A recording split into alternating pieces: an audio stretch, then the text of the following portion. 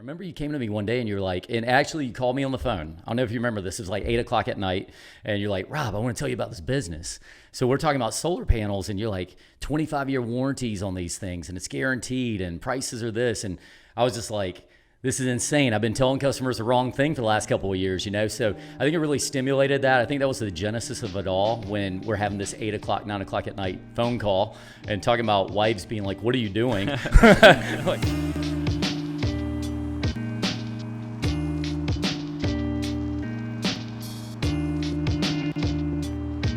Hey guys, welcome to a CEO Roofing Life podcast. I got a very unique privilege today to interview one of my favorite person in the whole company, Rob Clemons. He's the Mamba, and we're going to talk a little bit about today about his role at Monarch Roofing and managing the biggest division of the whole company. So I'm super excited. Rob, thanks for your time and being here today, man. I'm excited to do this with you. I'm really excited to be here. I feel like I got teased about being on this podcast. So I've been like up every night for like a month straight waiting for this. So anyway, a lot of good content coming out of me today, man. You get ready. Very good. I thought you were excited because we missed Saturday. I think it's the first 6 a.m. in the morning that we missed in 2 years and a half.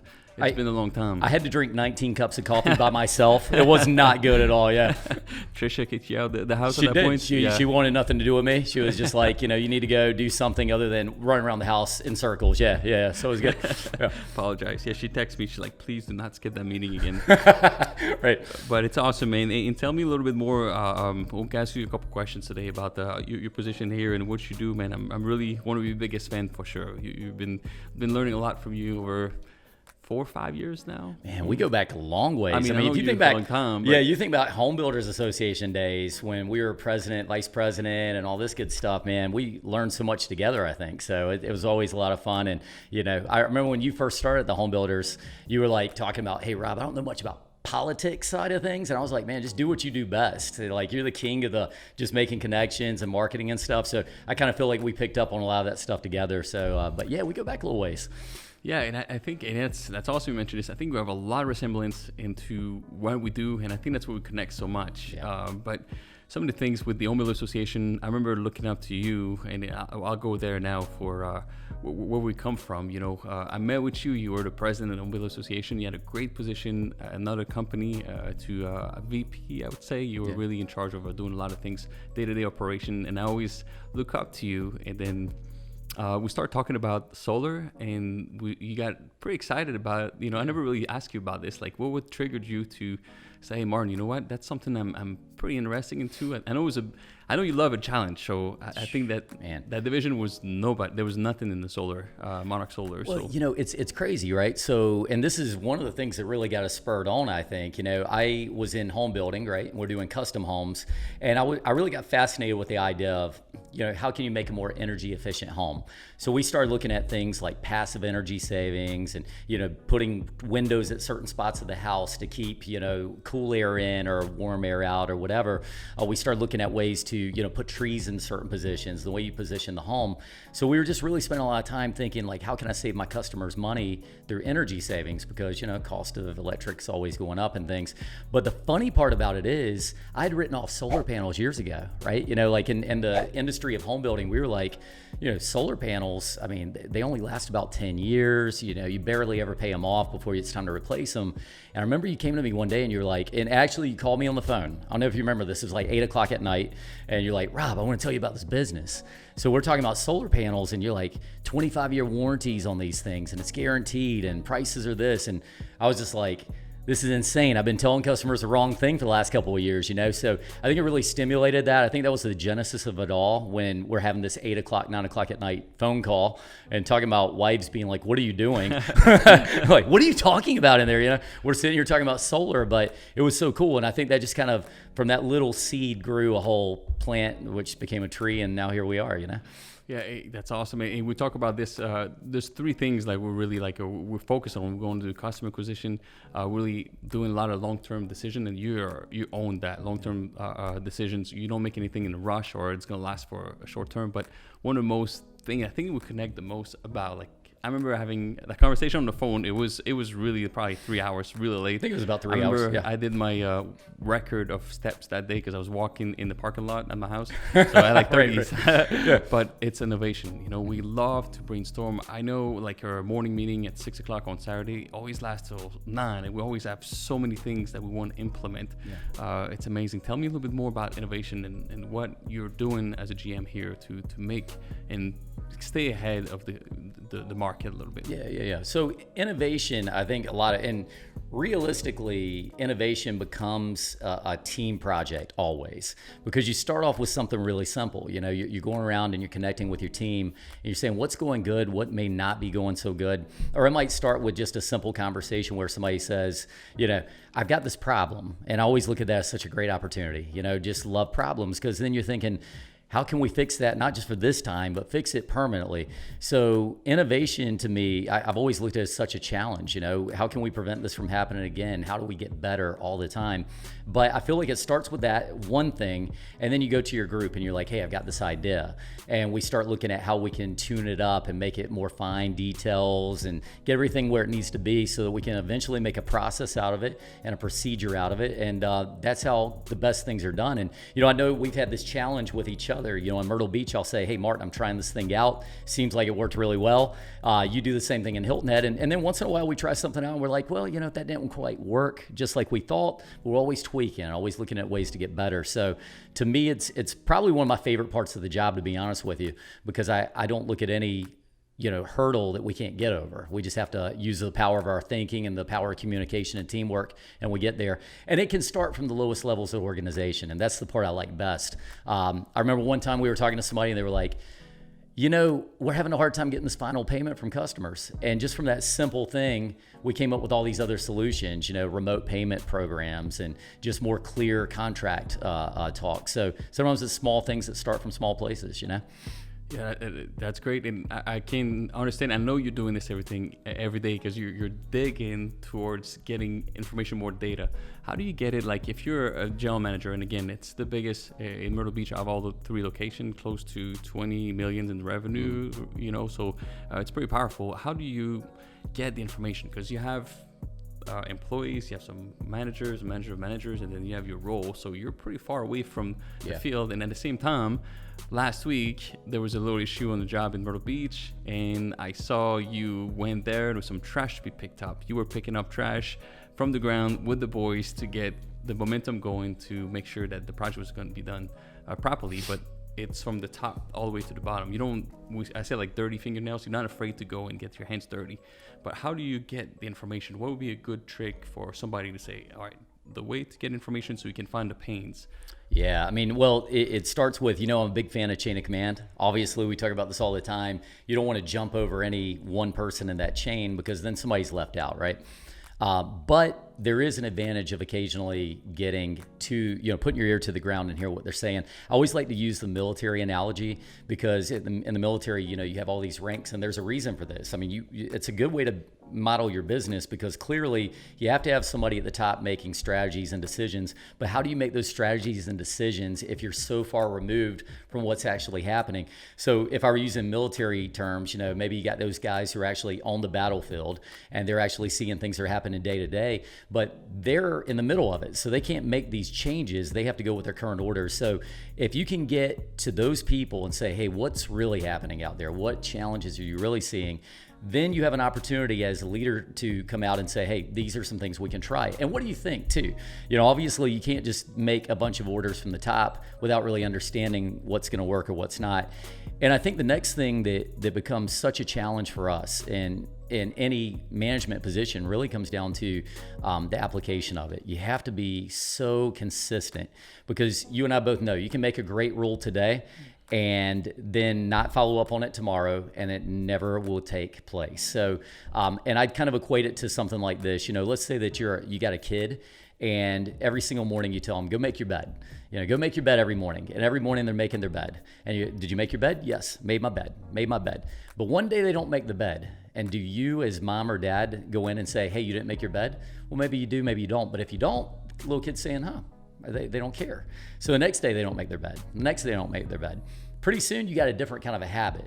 So I think on the manager side, not only can we sit here making, what we think are good rules, but we have to follow through on them.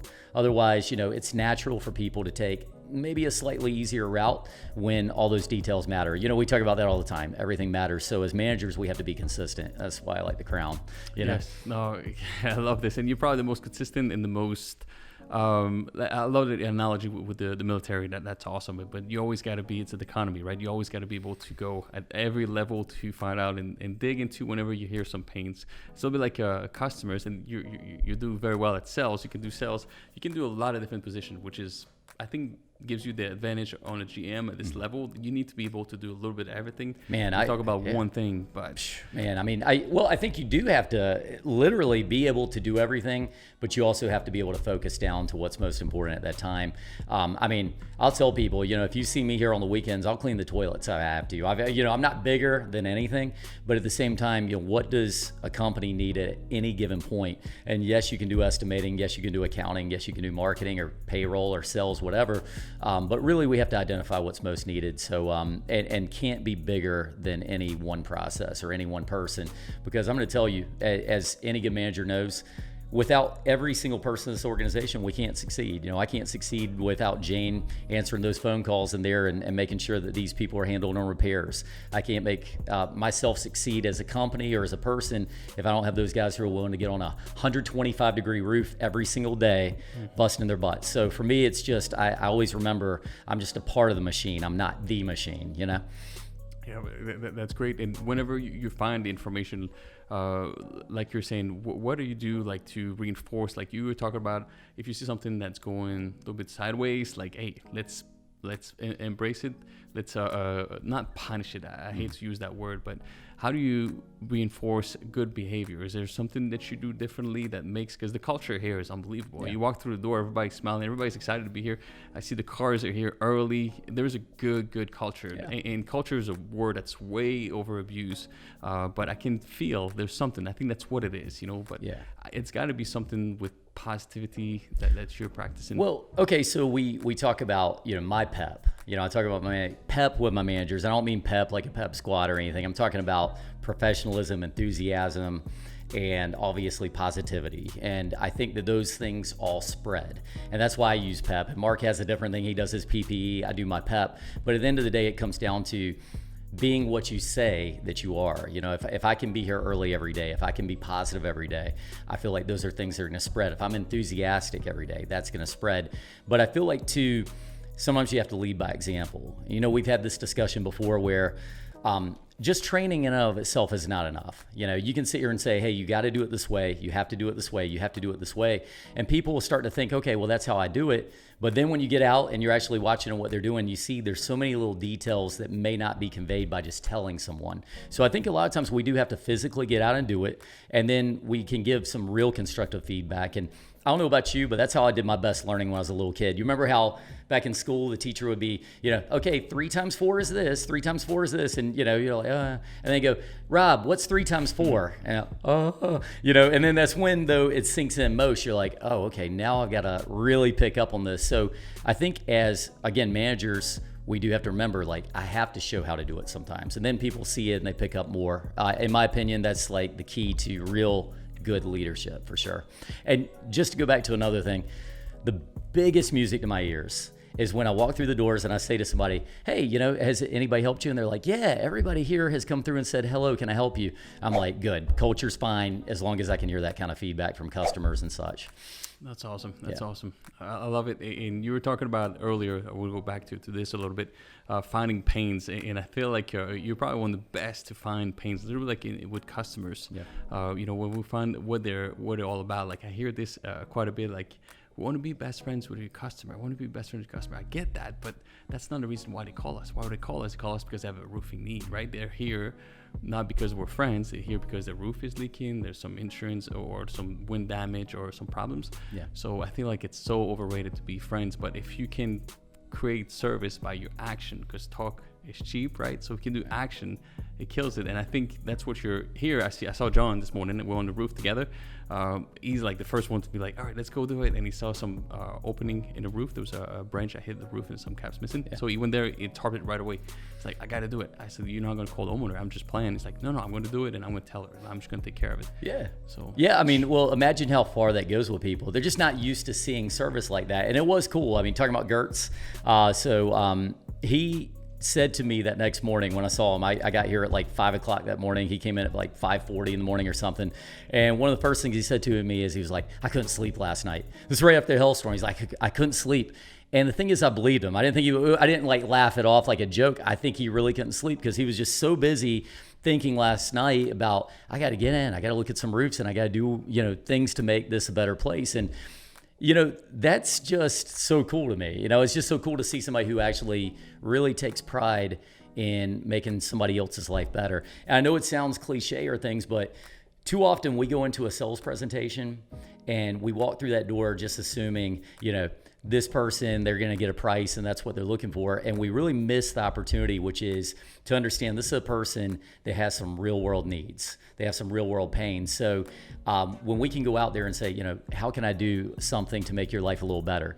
You got a leak from here. I just caulked it up while I was up there. Just the peace of mind that gives them. And we know that they're not all going to go with us after we do that. But a lot of people appreciate that because they just want a real person who cares dealing with them. And that's what I try to make sure all these guys have.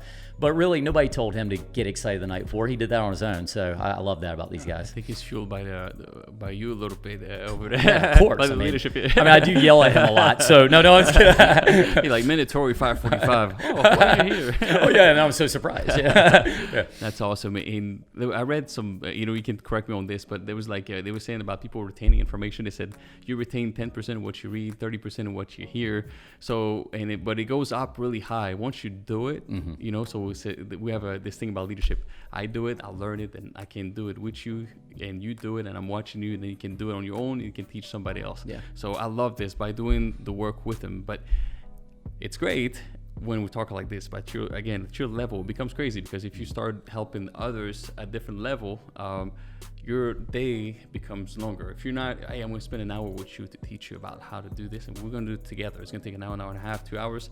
Now your day, you're not going home at 5, it's not 6, 7, 8, 9. I used to start my day like, all right, I'm at 10 o'clock at night. If I can work really fast, it could be at 9:30, 9, 8:30. Yeah. So how do you manage? And I know it happens all the time. When you send me a message, I'm already sleeping. Man, how do you manage balance? What's that mean? And again, that's something that people talk about all the time. What's that mean for you? So balance to me, first of all, and you and I have talked about this before, and it's the truest thing, and I think we both feel like this, but sometimes people look at a job and they make it into almost like the enemy, whereas I look at it as more like something that becomes the challenge. And I ask a lot of times people, what do you do in your free time? And they're like, oh, I saw this TV show, I'm watching this series, I really enjoy it. Or they talk, oh, I was playing video games, or I was out at the bar drinking with my friends. I'm like, hey, that's cool, but what are you really doing? You're filling your time with something to keep you entertained, right? I feel like if you can have challenges at work that really inspire you, then that's a way that you can naturally work all the time, because it's not like you're working. So a lot of times when I'm working on my computer at 10 o'clock at night and trying to come up with a better program, that's entertaining to me, that's stimulating to me. So it really doesn't feel like I'm working per se. But to go back to the other people, retention, right? I mean, retention is everything. A lot of people learn from mistakes. You learn, and we've heard this before, you learn more from mistakes than from successes, because then you get a chance to step back and reflect, what did I do wrong? And you get better. It's almost like you get stronger from it. But the problem that a lot of companies have is you teach these people, they learn from mistakes, but then they go somewhere else, and all that knowledge they took with them is gone. Now you're starting back over somebody else who needs to make mistakes and learn some things the hard way. Can we keep people and retain them for a long period of time? Can we make them get through that point where, look, none of my sales guys back there aren't perfect, and neither am I. We're going to all make mistakes. Everybody at this company is, and I can live with mistakes, because a mistake is a learning opportunity. And anybody who's heard me talk public speaking and training, I kind of look at it like, you have a puppy at home. The best thing you can do is see that puppy pee on the floor, right? I mean, I because heard the story, yes. yeah, That's exactly. good. Well, because when you see them pee on the floor, what are you gonna do? You can go over and correct, and you can go take them where they're supposed to be, and that's how dogs eventually learn. I got to go outside to go to the bathroom, right? And you can also go the other way with that. If you're not paying good attention, it can go the other way, right? So I feel like that if we can keep people around to benefit from those mistakes and that learning, that's the key. So another challenge of us in the management game is how do we keep people where they want to stay here and know that they're cared about enough to, want to hang around, right? Yeah, and it's a full question for sure. That's hard. I think the industry or any industries, and we talk about millennials. There's a lot of bad rep, I think, about millennials. Some people say they're lazy. I say they're not lazy. We just don't understand them properly. Yeah. And we have a lot of younger people with us, but it's old or young. There's people that are lazy or not. Yeah. It doesn't really matter. But they're just triggered by different things. If we think about last year, 2020 was a disaster, right? You have COVID. You have a lot of racism going on. So there's a lot of things that throws off the entire new generation will be a little bit different. I really feel they're going to be more about caring. So if our culture is about, hey, let's help homeowner get what they deserve the best, we have a duty, not because we're going to lose money if we don't sell a roof. It's really because it's a disservice for our community mindset. I feel like it makes a mission out of it. And I feel like it's really helping us to keep people around. So we can don't have to go and go through the whole hiring process. How many people do we interview for, let's say, an outside salesman? Man, I mean, we'll go through 100 to get to one, right? 100 to get to one. And that's after going through the resumes and sweeping to get to that 100. I mean, it's really a pretty small volume of people. I want to go to that before we get too far away from it, right? So when I talk about this new generation, it's not unlike any other challenge we've had before. I think baby boomers before Gen Xers came in were like, these Gen Xers, they work different.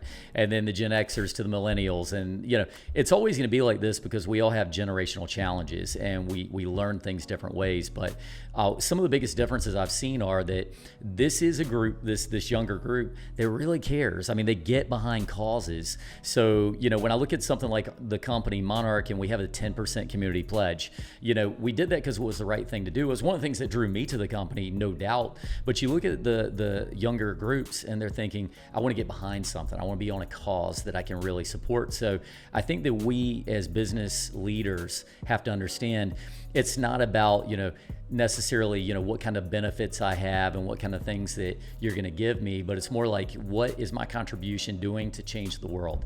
And we have to understand that. So when we put people in jobs, they have to have ability to see what their path is, how they can grow, how the company can grow from them.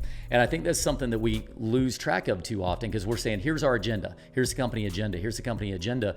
But these young people, they want to be heard to say, hey, I want to help you create an agenda. And you're not going to change the whole company plan for people, but it does come back to, at the end of the day, listening. We have to listen. So fascinating stuff, man. We always got to do better for sure. Yeah, I love this for sure. You just to build it properly about give and do the right thing. Yeah. You'll attract people in it. A lot of times in recruiting, we say like, you got to hire the right people and put in the right seat. You got to attract the right people with your culture and doing what's right always. It's so much easier when somebody comes in and says like, wow, we're going to go to Monarch. They're maniacs. They understand the culture. They've seen us. We see what we're all about. They're excited. How many times, and I've done a lot of interviews last year, but I would hear one of the questions we have for first interviews, like, what do you know about Monarch Roofing? They would know nothing. And I couldn't get mad anymore because it was all the time. Like, all right, we got to change something. Our advertisement, our social media, it's got to be a little bit more about who we are behind the scene because people didn't know anything about it. Definitely. So it helped a lot too. We've been attracting a lot more people. We've been hiring a lot more, which leads me to the university. I know you're very passionate about speaking, and we talked about this before. I think you're one of the best speakers. I was just listening to your hour training that we had in Asheville for the university. When we took the whole company, and I keep listening over and over, and there's always new nuggets. I'm like, oh my gosh, I forgot about this one. I missed this one. So it was packed full. Where do you get this passion to help people? And public speaking might be, it's probably a gift, but not many people like public speaking, by the way. So it makes you very unique. Can I public speak tomorrow, please? No. Oh, well, I mean, so it does start off with at the core. And one of the things honestly, I remember before I came to Monarch, I used to go to the home shows. You remember, as a president, I'd walk around and meet everybody, and I walk by the Monarch booth, and I'd be like, man, that's so cool. You know, it must be so cool to work there, right? Because of just, the music and the way that people portray themselves, the way they looked, it's a very professional atmosphere. But one of the bigger things that attracted me is I felt like you guys did want to help people. Look at the Roof for Troops agenda, and look at the way you guys got behind Habitat for Humanity, for example. I remember I was working on a Habitat for Humanity house that I was in charge of, and I just called you and I was like, hey, Martin, can you help out with the roof on this? And you're like, sure. It wasn't even an argument. Like, I didn't have to tell you anything about it. You're like, yeah, Rob, of course. We do that all the time. So that was big to me. I wanted to go somewhere where I felt like we were going to try to help people out, not just within the company, but outside of the company. So that's always been a passion of mine. I feel like it's really important. At the end of your days on earth, you're going to be able to look back and, some people might say, how much money did I make? But as they say, you can't take it with you. But did you change the world in a better way? Did you make somebody's life better just by what you did? So to me, that is where the passion comes from. It just happens to be, how do I apply that? And I apply mine through work. So if I can see, one of these guys, we got Eric working for us in there as a project manager, and Hunter, a couple young guys came in. It fuels me to see these two guys come in and just, day one, they know nothing about roofing, but today to watch them get on a roof and be like, here's what's going on. You got a bad boot or you got whatever. That's just powerful to me, man. And I just love seeing these guys grow. So if I can get that done at the end of my days, I'll look back and I'll say, yeah, it worked out pretty well. You know what I mean? Yeah. It makes sense. It's not about, like, money is very important. Okay, it's part of it. Let's say it's 20%, but there's all 80%. It's the fulfillment of work.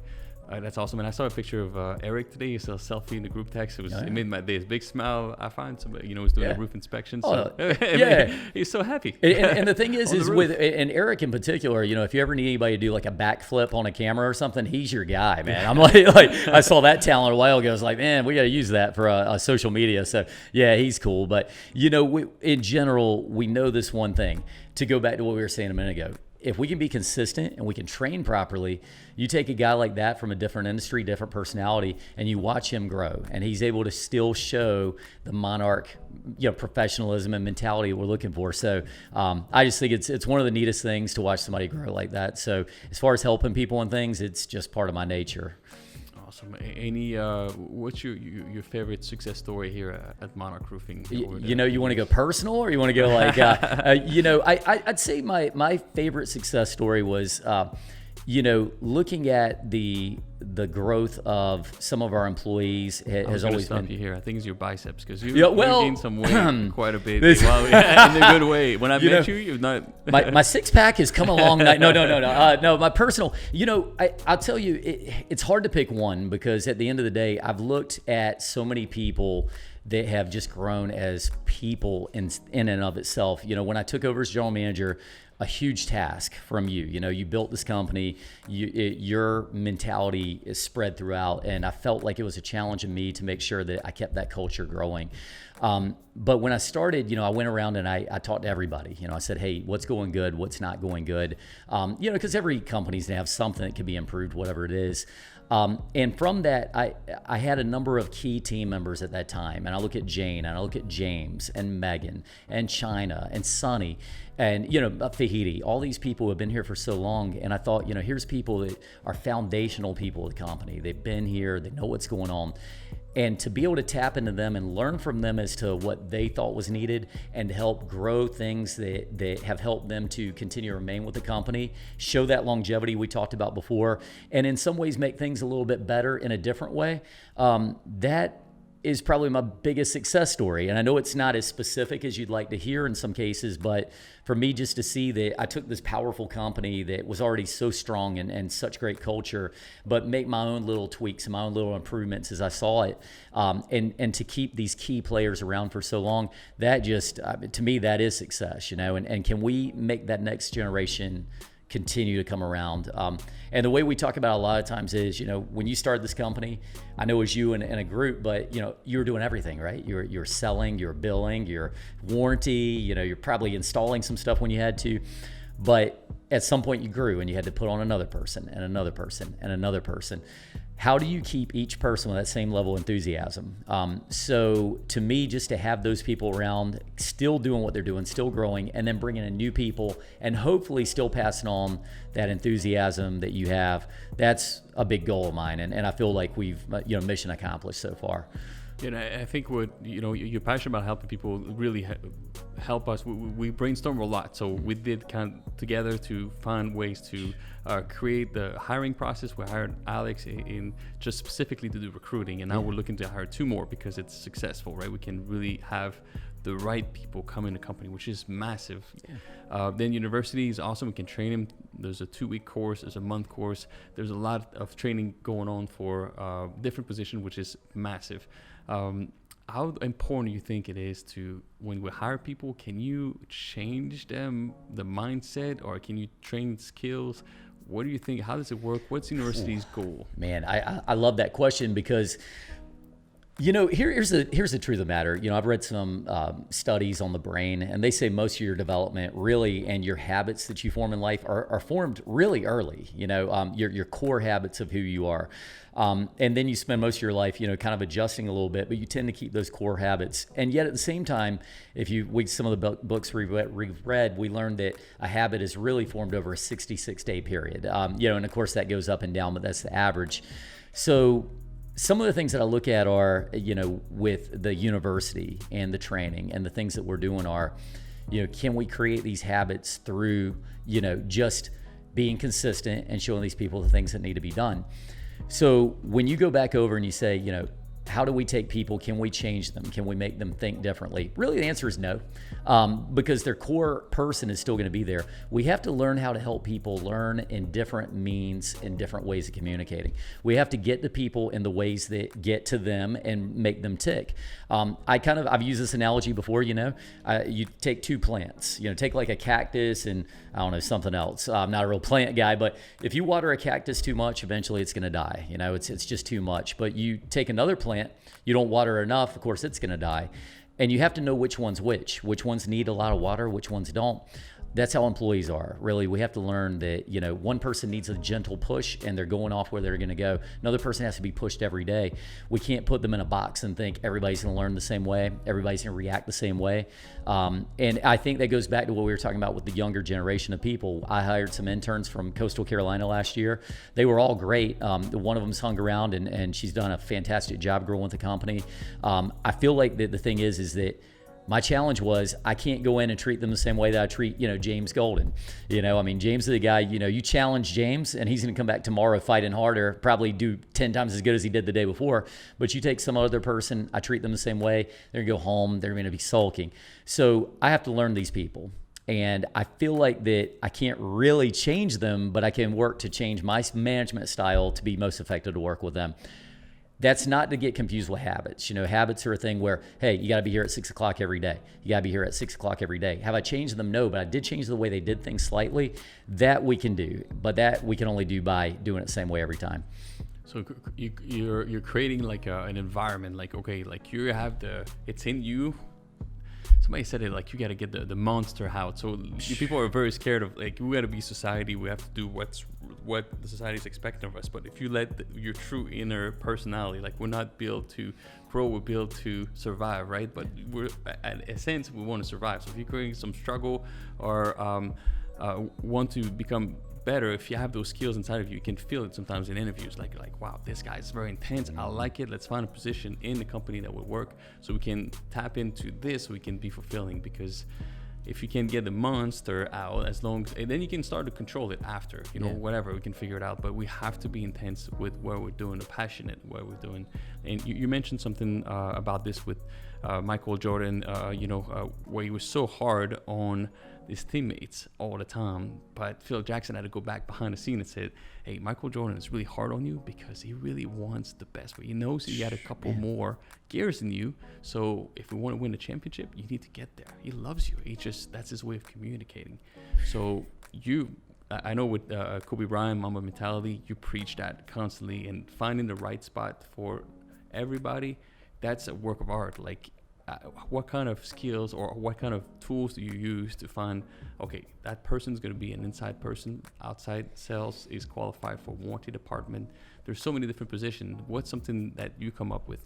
So, we started doing DISC assessments a long time ago. Actually, before I got here, we were using them. And I think the DISC assessment's really great because it tells us where somebody might fit in as an employee, what their key role is. We know a C type of personality, very accurate and detailed. Maybe they fit in well as a payroll person or accounting person, somebody like that. And then our I's, of course, the influencer types, they're going to make good salespeople. So we can start with that as a good core of who we're going to put where. But then sometimes, as we talked about, you could have a really good influencer that's more introverted. So maybe they're still not really going to be that person that should be out, really going out and trying to make connections. It's our jobs to try to figure out where can I put this person to fit into the organization best. And I feel like in 2021, people are more multidimensional. I picture, you and I, we weren't working in the 80s or anything. We were little kids or whatever, but I can tell you that I feel like that there was a time where people were probably a little bit more, pigeonholed into what they were doing. Hey, I'm a really good accountant or I'm a really good marketing person, and you study all your life to do this one thing where you put them. But in 2021, with Google and just the wealth of information at your fingertips at any time, I think everybody's a little bit more multi-purpose than they used to be. So we have to find what their core skill is, right? And we also have to find out what really motivates them. Because if you get somebody in something they can be great at, but they don't like it, so they're not going to do well. And one of the things I think of is, remember this football player, Barry Sanders, played for the Lions. Mm-hmm. This guy retired I think he was like 32 when he retired. And he was still one of the best running backs in football. And I'm not sure the exact age, but he was young. I mean, he ended his career as one of the best rushers in the NFL. And I remember at one point, they were saying, Barry doesn't even look like he likes football. So he quit early. It's like one of the best at doing it, but he still didn't like doing it, so he left.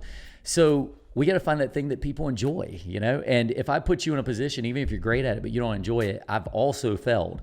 So, when we're doing these interviews, a lot of times I'm like, hey, look, I don't want to put you where I think you're best at necessarily. I do want you to be there, but I want to find out where I think you're going to be most happy as well. So anyway, I say all that to say, I just am always looking in those interviews at what sparks am I seeing when I'm asking questions. And I believe it's more about dialogue. I can sit here and ask you all the questions about what you know about roofing and how long you've been doing it and all this good stuff. But when I see that little light up in somebody, I'm like, got it. We know where they really probably fit. You almost feel, you have your questions, but then one, it's like the spark, right? Like even... Yeah. Big Mike here, you start talking about Mars, he gets really excited. Very advanced things, like technology is so smart. We talk about, you got to trigger into his passion. But you mentioned again about the cedar personalities. It seems like Kobe Bryant, he wanted to win so bad, right? But winning culture, again, we hear this all the time. Winning culture, it's fulfilling. Yeah. Everybody, you play on football teams, like I played on hockey teams that we didn't win. It was awful. Yeah. I hated it. And no matter what personality type you were, you just showed it different ways, right? The fiery guy or you got the quiet guy, but they all felt the same, It's not fulfilling. The winning culture is so important. We got to find ways to win. So it's our role, it's your role to find the right environment, tools to succeed, and the leadership so we can win, so everybody can be excited. Yeah. It goes to our saying, we talk about don't compete, dominate. Can you elaborate a little bit about that? Well, definitely, and one of the things too, and I'm going to go on the don't compete, dominate thing, and I'm going to go back to the Jordans and the Kobes. All right. Now, here's something that people don't always realize. The people Michael Jordan and Kobe Bryant were the hardest on are the people that they thought could succeed. And you said that a minute ago, and I thought that was important to talk about because I think that sometimes employees look at it and they say, this guy's so hard on me. He's so hard on me, and why? And it's like you should really enjoy and embrace that, because the thing is that when Michael Jordan didn't believe in you, that's when he quit worrying. He's not passing you the ball anymore. He doesn't want you in the game at all. So I feel like that we talk about don't compete, dominate. It comes through that passion, that relentlessness of I want to be the best and I want people around me who are the best. So you don't want to just look and say, hey, the other guys are right here, so we just need to be right on that level, or we need to be a little bit above them. In fact, really, you don't want to worry about what the other guys are doing that much at all. You need to know what their strategies are.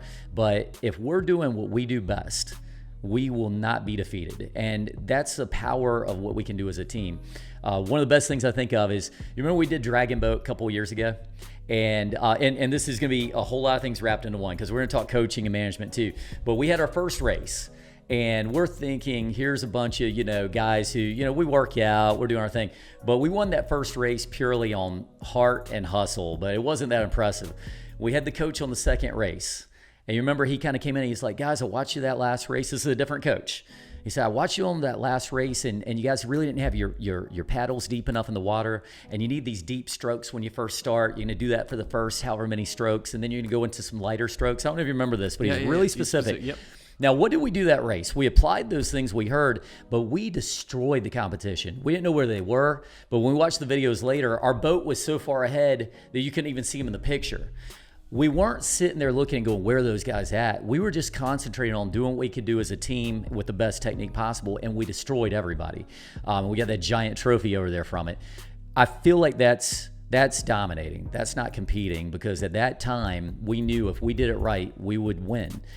So I feel like that's probably the best example I have. And it didn't matter how tired we were just enjoying there. And you could feel it too. Remember how the water feels and how it just feels when you're all in sync?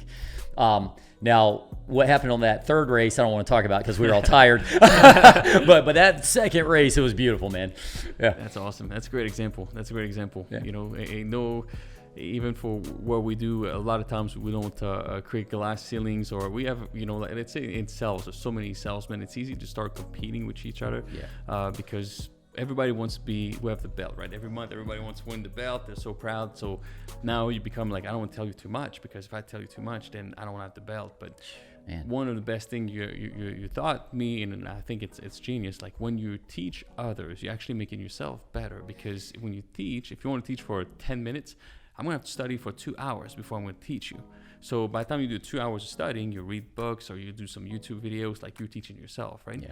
And so you're always becoming better by sharing stories and sharing and make others better. And they're going to be open to give you back to you as well. So we start about stop competing against each other, start dominating the competition, but not leaving yourself with any glass ceilings, right? So Absolutely. What happens if you make your time onto like, we're going to beat these guys. So what happens? You beat them, then what do you do? That's it. Yeah. No. Beat yourself. Amazon talks about this. They don't talk about anybody else. Just focus on customer obsession, and that's it. So they're always competing with the customers. Customers are always more demanding. Always. So it's beautiful because it keeps us honest and want to do more to reach out to more people. I mean, I agree completely. And, it's funny because, I've never had that mindset of, can I just keep this information for myself? Or I don't want this guy to learn more than me. He might take my job. It's never come across my mind. I really look more like, can I pass that knowledge on? And it's an investment of time, because you could do something faster yourself than sitting here and showing somebody else. But it's a patience game, because if you can do that, eventually they'll be able to do it hopefully better than you did. I mean, that's always the goal. And I look at a guy like Trey, who started off with me as a solar salesman. I remember running those first appointments with Trey and just seeing how green he was to solar. He's a very good business person, but how green he was. And then bringing him over to roofing and watching him grow in roofing. And then watching him become sales manager in roofing, just how he's kind of, I think some of this is his own. There's no doubt. Trey. Nobody can be Trey but Trey. But I've seen the way he applies some of the things I've done, and I appreciate that, because I think that hopefully one day Trey takes my job. And I'm saying, later on down the line when he's ready, maybe somebody else takes my job next. But there's no harm in that. If I do my job properly, I will have groomed somebody to come up into my role. And we all need to do that. Every manager in this company in America needs to be looking and saying, hey, if I hit the lottery tomorrow and I decide not to work, which I'm the kind of guy I'd work even if I hit the lottery, but if I hit the lottery tomorrow and I moved away, who would take my role? And if you don't know what that answer is, or that answer is somebody but they're not going to be that good, you're failing as manager. We all know that. So I see people like this, and my people out here, I feel like that we're all on the right track, and I've got to do a better job if we're not, That's awesome. Yeah. No, I love it. And I see people grow. It seems like every day there's always a promotion. Somebody's growing. It's a fast growing company. It's awesome what you created here. And to talk about the $1 million, I got a question about this. If you had $1 million to invest in Monarch Roofing, what would you do with it? $1 million to invest in Monarch Roofing. So, we've been talking about this helicopter for a while. No, try with Hilton. Man, that'll be great. No, $1 million, you see, you're going to invest it in people 10 times out of 10. We talk about our resources in just pure life. You have time, you have money. Of course, you have space. Those are the three resources I'm looking at in any business. How much space do I have? I can store stuff, but that's a limited resource. But really, people are resources too. And if we sit here and look, hey, if I just buy this extra thing or I buy that extra thing, that only ever goes so far, because you can't grow from there. But if you can take people, if we could bring in better people and invest in our current people and make sure that they're always learning and growing, that's where I'm going to put it 10 times out of 10. If you just said, hey, you can only put in one thing. Now, me, if you give me $1 million, I'd say, I'm going to partition this here and this here. But at the end of the day, 10 million out of $1 million, Rob. How'd you do that? Right. So, but no, at the end of the day, I think that's what I would do. And I'd try to find better ways to, educate our people. I'd find better ways to try to treat our people too. I feel like happy employees, they're going to do a better job for your customers. And so are there things that I could apply that would, a better benefit program for the employees? It goes a long way, and because again, that's another thing in 2021, people want security in the future. So that's where I would put it. But my gosh, what a loaded question, man. There's so many things you can do with something like that. And I think we always got to look at better products. The best companies are always innovating. And talking about R&D and just researching things that'll make the company better. Who thought years ago that people would not be using film and cameras? But now, when's the last time you bought some film for a camera, loaded it up, and went to the store and got developed? So those companies, and I'm not naming names on this, but they thought, hey, we got a business model that'll last forever, but they got behind the game, they didn't innovate, and now these companies go out of business. So we at Monarch and every business out there has to look and say, what are we going to do next? And how are we going to raise the bar? So I've always kind of appreciated the university concept. Let's find that bar and let's get past it. So yeah. Love it. And it's a funny story about what you're saying to relate. I remember calling Lois in January. We were getting ready for the Asheville, the summit. So I was doing my slides. I'm like, I wonder how much we spent at university last year. So I called Lois. She's our controller, right? So she's like, Martin, it's $354,000. I'm like, how do you know that already? How'd you know? She's like, don't worry, I'm looking at numbers all the time. It makes no sense. And she kept going, like, oh my God, that was the worst thing I could ever do. Oh, yeah, she knew exactly. But talk about innovation, that's investment into, we believe in what we're doing so much. We see, like you said, a pain because you have a lot of people, and it's not just Monarch, I think the industry in general. We have a lot of people coming from different industries, especially with COVID, a lot of hotel industry, the service industry, a lot of green people, but we can teach them because they have the right mindset. So the university played a big role. But how much, do you have a number that you like to use for research and development, R&D, a percentage? Yeah. How do you break it down? And do you have to be at 2 million, 3 million, 10 million start doing that? Because a lot of times, just going to conference, you'll learn so much there. You don't have to do any research. Absolutely. You're not there yet. And it's not that expensive. We've talked about this before. Sometimes you'll go to that international builder show and all of a sudden you just see these displays and you're going, wow, that's amazing. At this point in the running, it's not like you and I are going to be in a lab making a better shingle together tomorrow, but we can go out and do R&D on a different way. We can look at a better technology and a better way of applying and things like that. So, I think any good company, it depends on the size you're at and what your company's, basis is. If you're a little internet firm or something, you might have to spend 50% of your revenue on R&D, or obviously if you look at some of the pharmaceutical companies, imagine how much they're putting in. But for us, at the size of business we are, if we're not setting aside at least 5% for improvements to the business every year, that's a mistake, because we have to use that money, and it may not manifest itself in what you would call true an R&D like a GAF is going to do. GAF is spending money finding better ways to adhere granules and things like that. But we have to look at, how can we make the experience better for the customer? If that's the only thing we do each year, so can I find a little bit better of a usage of that CRM system? Can I find a better way to, get a tool that will make an install go better? That's the kind of research and development we're talking about. And one thing I like about Monarch is we don't always just look and say, hey, let's go out and just buy a program. Sometimes we'll try to build our own. So I think that's been a powerful thing, and that's what we have to continue to do year after year. And I say 5%, it could be higher than that, but that's kind of at least a base that we should be setting aside. That's awesome. I know in the last 12 months, we've been adding a lot of people in that department to help support the whole 3 locations to get some. We talk about the McDonald's, the Big Mac, it needs to be the same way all 3 locations. Yeah. But there's also a programmer, 2 programmers we hired to really start doing a lot of different things, because again, stay ahead of the industry is very important. Estimating is getting faster. You can get online, you can find a lot more like you say, customer efficiency. And I feel like eventually, not too far from now, there's going to be a big company that comes in with a lot of technology, because I feel like we're still, compared to other manufacturer or other industry, we're a little bit behind in roofing. Mm-hmm. I feel like we're pretty close from having like a country-wide roofing company that can manage everything. A little bit like you see distribution growing fast, investing a lot, mm-hmm. manufacturer investing a lot into it. There's a little bit of monopoly. I feel like it's coming out because they keep acquiring each other. There's only like 3 big distribution now. What do you feel about that? Where is that going? Do you think the manufacturer is going to be taken over, or is it going to be distribution, or is it going to be a roofing company that's going to win the race? It's a phenomenal concept. Go back 10 years ago and tell somebody a company like Amazon would be out there that's just hey, you're going to order most of your stuff online, and you're going to price check, and you're going to check customer reviews online for everything you're going to buy. So I think the chances of something like that happen with roofing are possible. It's very possible. I think it's funny. I want to take a step back though and talk about your programmers, and challenges in management. It's fun to try and manage those guys. You walk in and look at the screen with all these little numbers on it. You're like, looks good. Heading out there, doggone it. A forward slash, I think. Yeah, there's a period missing in there, I think. But no, at the end of the day, I would say that, through means like that, all they're trying to do is find, is there a better way to deliver the product to the customer? Can you imagine if a customer was able to go online and just say, here's what I'm going to do, and then we just popped out, automated the service?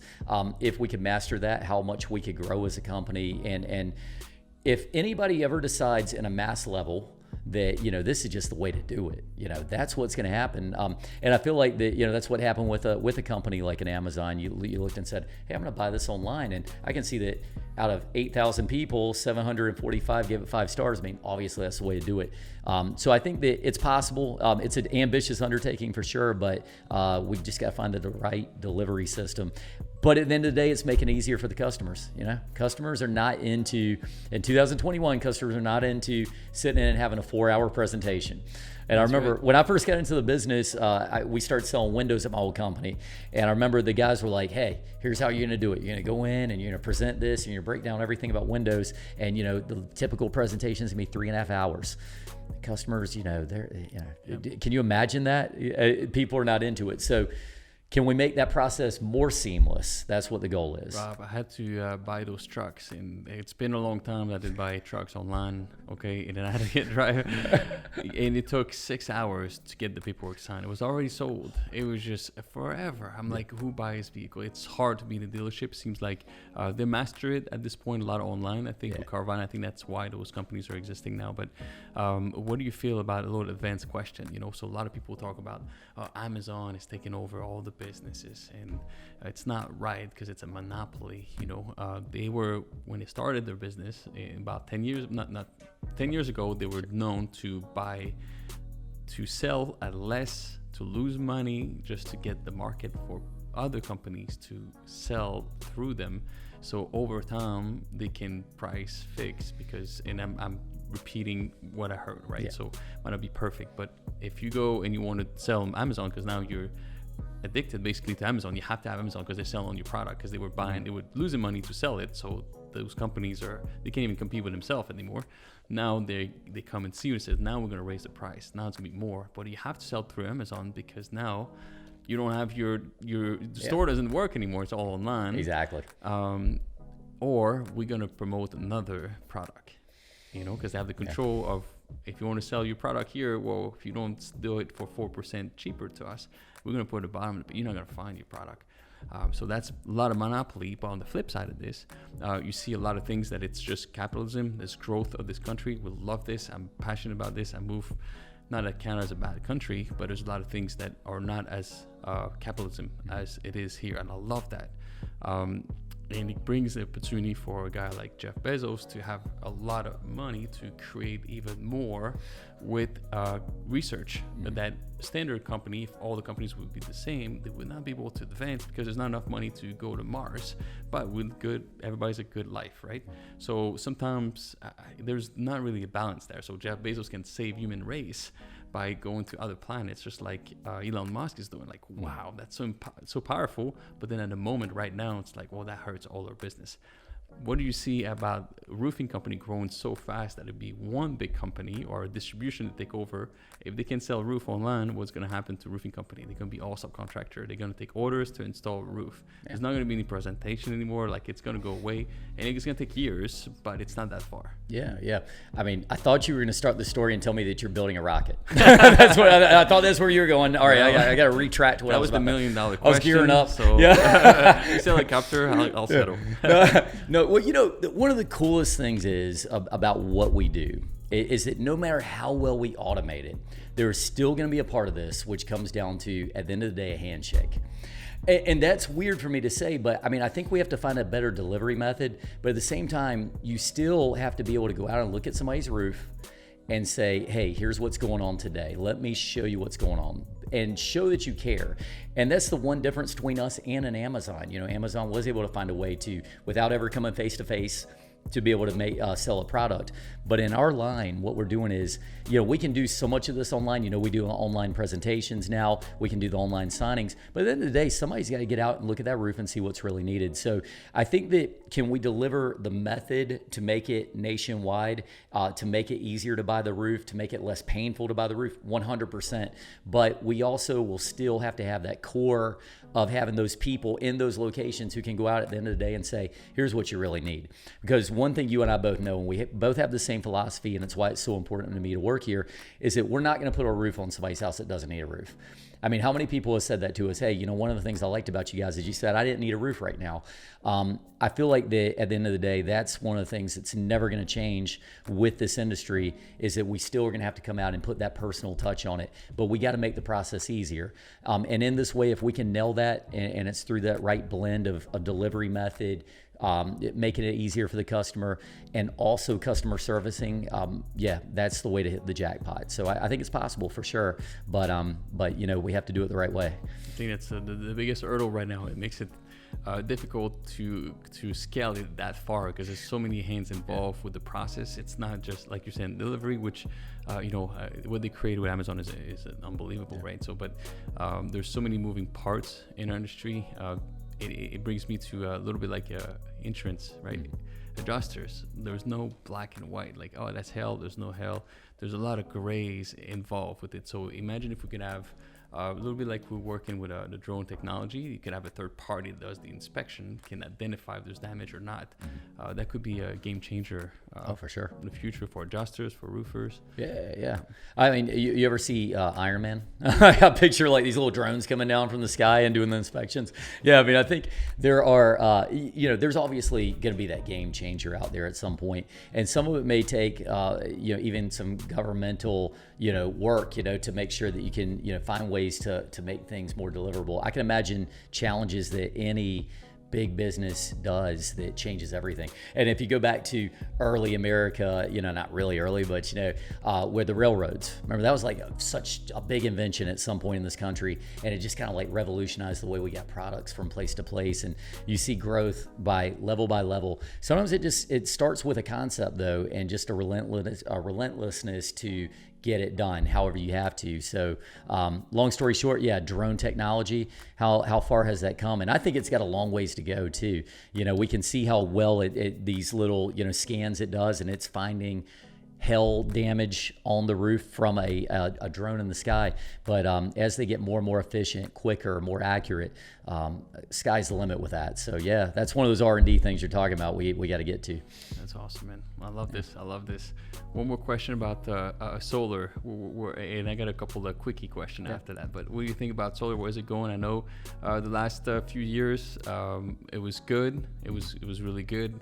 Now we have a new president. I think it might be a switch to gray, do you think, or are we still far away with the efficiency of the panels? So the solar industry, where it's going is smaller panels, more efficiency, better production in smaller areas. It's just like a TV. Remember how, or a cell phone may be a good example. Remember how cell phones used to be so big and they made them smaller, and then of course they made them bigger again, but for the ability to see them. But you put so much data, so much technology into smaller and smaller areas.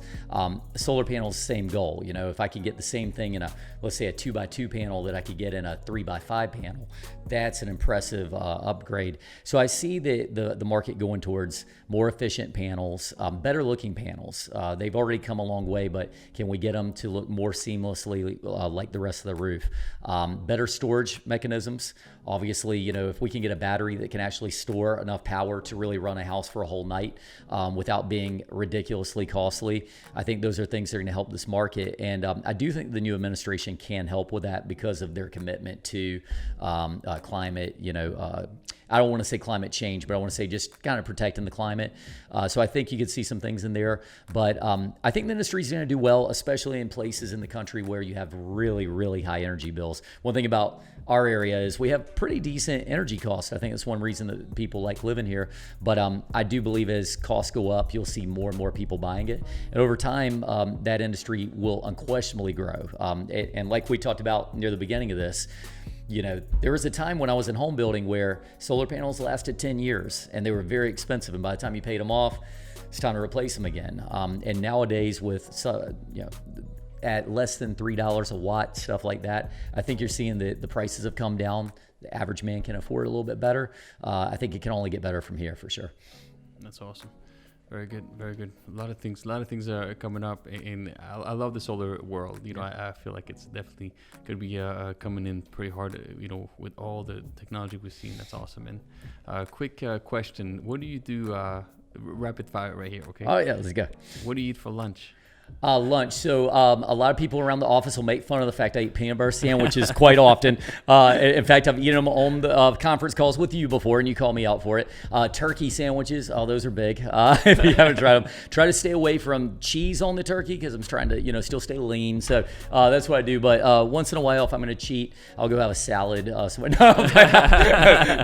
No, it's usually in the office eating at my computer. So you know how that goes. Maximize your time. Yeah, man. Wheat bread all the way. Gotta go like that. Now, it's one of the things that amazes me the most because you put a lot of time in, but it's a lot of quality time. We talk about movement over production. You're producing every second of the day. It's amazing. And I think when we decided to really move on 3 managers or 1 in each location, who can really qualify for Myrtle Beach? The only person was Rob. So if Rob cannot do it, it's impossible. That's it. Not possible. Because there was so much moving parts, and it's a big deal. But you created so many processes and procedures. It seems like you're managing better. The time you put in is because you want to, a lot of times, because you want to advance and keep growing, keep finding ways to be better. And that's a big differentiator into manager to leadership. You want to do something, not just your job, but okay, I need to do this because it's going to be better for next week. I mean, well, and just to go to that, there's zero chance I could do this job without my managers. Zero chance, because it's too many people doing too many things. My goal, and the thing that's so, important, is I can make sure each manager kind of knows what I'm thinking, and the people who have been here longest, they kind of know what I'm thinking before I say it. That comes down to me just, kind of being somewhat consistent with what I'm doing. But, I got a new guy like Rick up in my new construction department. We spent that first couple of months just, literally, I'm almost back checking everything, but that time invested means I'll be able to do better in the future. And another thing that I really enjoy about my job on a day-to-day is being able to have the meetings with the people just to kind of see where I can correct course. I've got to find myself, all managers have to find ourselves in that position, especially if you've been an innovator, because you got so used to doing it yourself, to pull out of that busy work all the time and to be more of a guide. So yeah, you're right. It was a massive undertaking, but with the people I have in place, they've helped me, and I'm grateful for them every day. There's no question I couldn't do it alone. That's awesome, man. Yeah. That's awesome. I love this. I love this, man. It's been a pleasure talking to you today. I don't really have any more questions except for your favorite books. Anything you recommend to a manager that grows or has it doesn't really matter what size business you have. A general manager still has to wear a lot of hats anyways. Yeah, I mean, well, we talk about some of the things that you already know we like. The one thing being a big one, and start with the why. That's a big one. But I told you about this one the other day, Presidential Courage. I just thought it was a great book, because one of the things that I took from that book as I read it, and it goes through several presidents, Washington, Lincoln, guys that you're going to recognize, right? And the way we think of them here, hundreds of years later, is we think of these guys in 110, 120, whatever they were. We think of these guys and just all the successes, and we think about how great they were, and we revere them with their things they've done. This book went through, and it went through when they didn't have good times, and when a guy like George Washington came into the country and wasn't having success off the jump. But it goes to show that with the perseverance that they have and the dedication they have and the belief in themselves, that those little mistakes you made along the way, those little challenges you've made along the way, they won't matter if you do it right. If you stay true to yourself, you will eventually get to a point where people remember you the right way and how you want to be seen. So you can either let each of those bumps in the road make you a quitter or give up or stop believing in yourself, or you can take that opportunity to say, no, I'm going to make this happen. I'm going to get better. And I felt like that was a book that, if you like history at all, any manager can get behind, because it'll show you, wow, there were bumps in the road, and there were times where that person wasn't very popular, but look at how we look at them today. And that's inspiring to me. So that was one I think is a little underrated kind of a manager's book, That's awesome. Yeah, I got to get on that book for sure. But the Start With Why was phenomenal. I love this. And we share a lot of books together. It's awesome. Yeah. So like you mentioned, I hate when people are talking and they're like, it's great. There's never any problems. Nobody cares about this, right? It's not possible. Everybody in this company or that I ever met had problems, had struggles. They went through hard times for sure. So if you start talking about same difference, but that you're a victim, it doesn't matter. Nobody cares about your complaints, right? But in management, we have to listen to pains of others, right? You were talking about this a little bit earlier, because it's little fraction that can create negativity. But what is some of your pains that you say, like, that's my top pains, things I got to deal with on a day-to-day or the last 2 years or present, that you can share with and how did you overcome?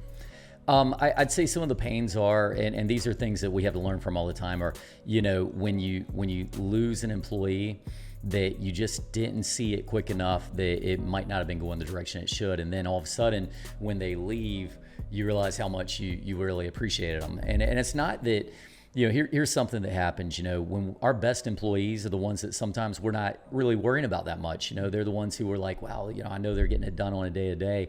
And we tend to think, oh, well, they're happy, they're doing their job. But I think those are some pains, just if you ever lose that person that you realize, wow, I missed it somewhere and I could have done better. So I'd say losing that person that kind of puts some more on your plate than you should have, because you still got to get the job done. I would say in the building industry and the roofing industry, good help in general is always ranking as one of the biggest pains that you'll have. I would say in general for myself, knowledge. I'd like to think I'm one of the more knowledgeable people about kind of overall construction and management, but always can use more, so some of my pains come down to, I just always want to, I want to be able to do everybody's job. So, but we have installers out there who, they run circles around me, man. You ever try to get on a roof and nail some shingles? These guys are amazing. I look at it as a pain that I'd love to be able to get up on the roof and be as good as they are, but I figure at least if they know I'm trying, that's all that matters. But little things like that, I think we always want to have more capital to work with, because it allows more growth, so I think that. But these are all, little things that come up that you can get better from. And at the end of the day, I don't really regret any of those. They're just little things that happen where, you can always get better. So, those are just some kind of generic ones, but those are little things that I see. Awesome, man. Well, you're doing a phenomenal job, man. I'll tell you enough, that's for sure. And I learn so much from you every day. It's a pleasure to have you here today, Rob. And then, I think a lesson that we can learn today is to don't compete, dominate, do whatever you can every day to become better. It's the 1% rule, the Mamba mentality. It was a pleasure. So hopefully you guys enjoyed the show, and we'll see you next time.